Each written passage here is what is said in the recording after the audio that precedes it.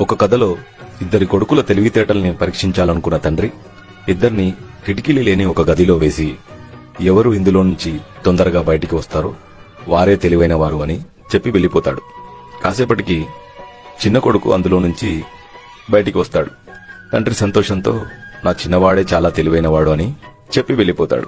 అది గమనిస్తున్న తల్లి పెద్దవాడి దగ్గరికి వెళ్లి, నాన్న నువ్వెందుకు తలుపు తెరిచి చూడలేదు అని అడుగుతుంది. అప్పుడు అమ్మా, నేను నాన్న చెప్పిన నిజాన్ని నమ్మాను కాని ఆయన అబద్ధం చెబుతున్నారని అనుకోలేదమ్మా అని అంటాడు.